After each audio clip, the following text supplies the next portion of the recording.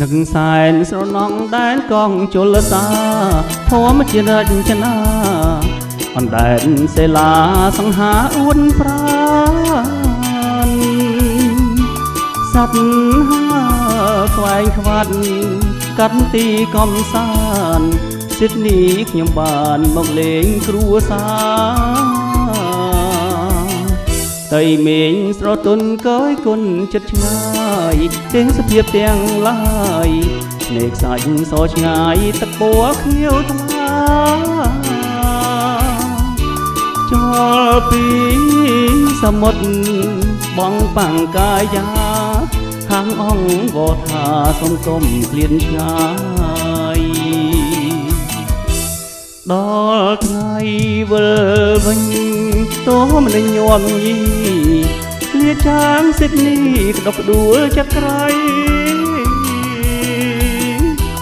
បែកញាតច្រើនឆ្នាំជួមត្រឹម10ថ្ងៃ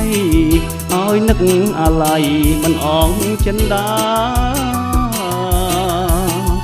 ពេលនេះខ្ញុំសូមលាអ្នកសិនហើយអូសិទ្ធនេះអើយលាហើយលាទៅទាំងទឹកនេត្រាហាំងនៅថ្មីញាតិមិត្តគ្រួសារបើមានវាសនាជួបវិញមិនខាន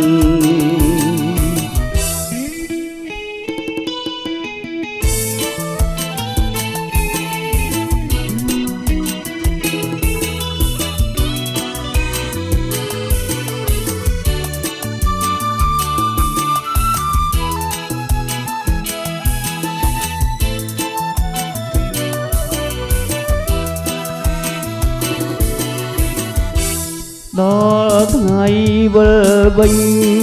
តោមិនញោមញីលាចាសិទ្ធនេះក្តុកដួលចក្រៃបែកញាតច្រើនឆ្នាំជួមត្រឹម10ថ្ងៃឲ្យនឹកអាល័យមិនអងចិនដា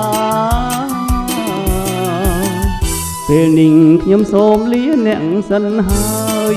អូសិទ្ធនេះអើយលាហើយលាទៅទាំងទឹកនេត្រាហាំងនៅថ្មីរាល់អានុសាបើមានវាសនាជួបវិញមិនខាន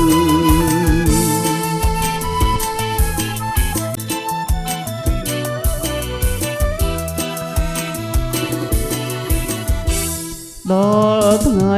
វិលវិញតោមិនញោមញីលាចាសិទ្ធនេះក្តុកដួលចក្រៃបែកញាតច្រើនឆ្នាំជួមត្រឹម10ថ្ងៃឲ្យនឹកអាល័យមិនអងចិនដាពេលនេះខ្ញុំសូមលាអ្នកសិនហើយអូសិទ្ធនេះអើយលាហើយលាទៅទាំងទឹកនេត្រាហាំងនៅថ្មីរាល់អានុសាបើមានវាសនាជួបវិញមិនខាន